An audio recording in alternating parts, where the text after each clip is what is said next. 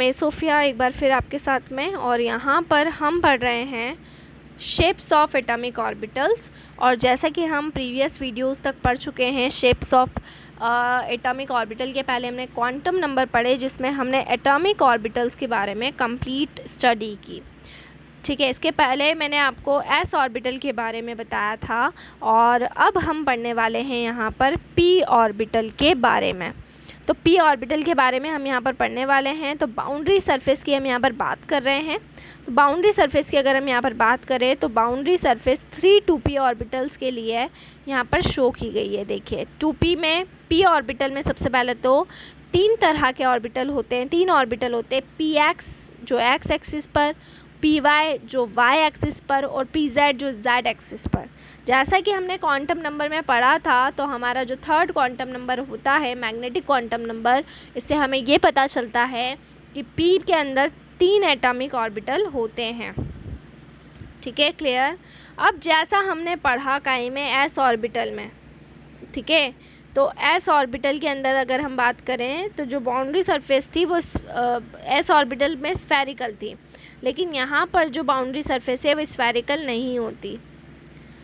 हर P orbital के अंदर 2 sections होते हैं, जैसा कि आप डायग्राम में देख सकते हैं। इन 2 सेक्शंस को लोब्स कहा जाता है। ये जो सेक्शंस होते हैं इनको लोब्स कहा जाता है। ठीक है, क्लियर। ये प्लेन के आइदर साइड होते हैं जो न्यूक्लियस से पास होते रहते हैं। यहाँ पर जो प्रोबेबिलिटी डेंसिटी फंक्शन होता है वो उस प्लेन पर 0 होगा जहाँ पर दोनों लोब्स एक दूसरे को टच कर रहे हों। जहाँ पर भी दोनों लोब्स एक दूसरे को टच करेंगे वहाँ पर इसकी जो वैल्यू रहेगी वो क्या हो जाएगी, इसकी वैल्यू 0 हो जाएगी। ठीक है, जो साइज़ की बात करें, शेप की बात करें और एनर्जी की बात करें इन तीनों एटॉमिक ऑर्बिटल की, तो वो कैसी होती है, वो आइडेंटिकल होती है, एक जैसी होगी। जैसे कि आप यहाँ पर देख सकते हैं ये एक्स एक्सिस पे डायग्राम है, वाई पर है और जेड पर है। तीनों का शेप साइज़ ऑलमोस्ट कैसा रहेगा, आइडेंटिकल होगा, सेम होगा, चाहे वो एक्स पे बने, चाहे वो वाई पे बने और चाहे वो जेड पे बने। वो किसी पर भी बन रहे हों, लेकिन उसका जो शेप है, एनर्जी है, वो कैसी रहेगी, आइडेंटिकल रहेगी।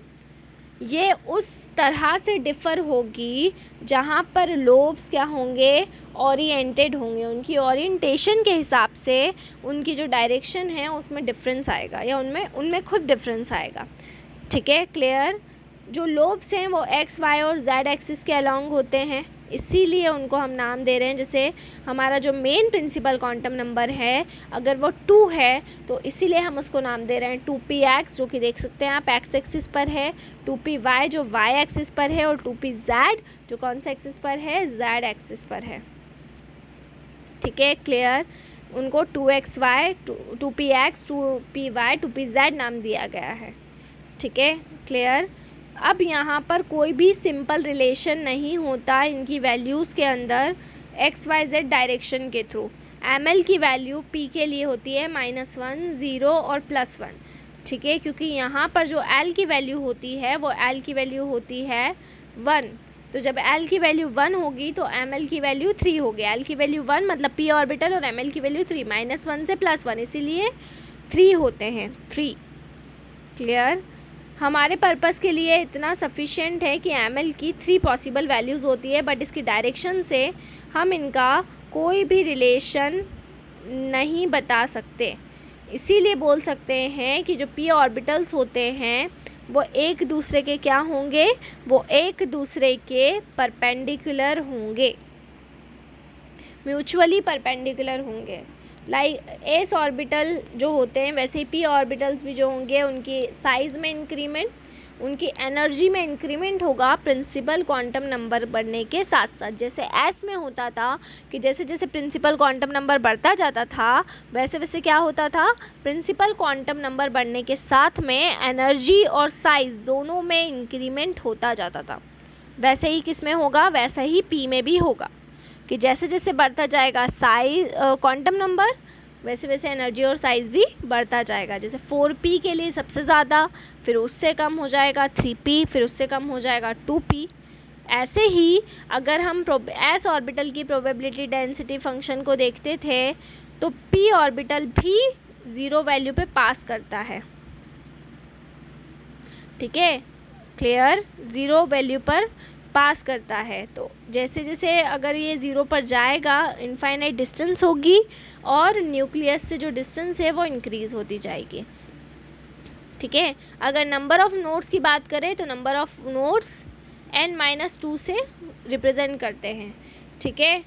Number of radial node is 1 4 3p orbital, 2 4 4p orbital, जैसे कि 2 कम होंगे, s में क्या होता था 1 कम होते थे। अब सबसे पहले बात कर लेते हैं नंबर ऑफ़ नोड्स। तो मैंने आपको नोड्स की डेफिनेशन दी थी, नोडल सरफेस या नोड्स क्या होते हैं, जहाँ पर जो प्रोबेबिलिटी डेंसिटी फंक्शन है वो रिड्यूस कहाँ तक हो सकता है, 0 तक रिड्यूस हो सकता है, उस सरफेस को हम कहते हैं नोड्स या नोडल सरफेस।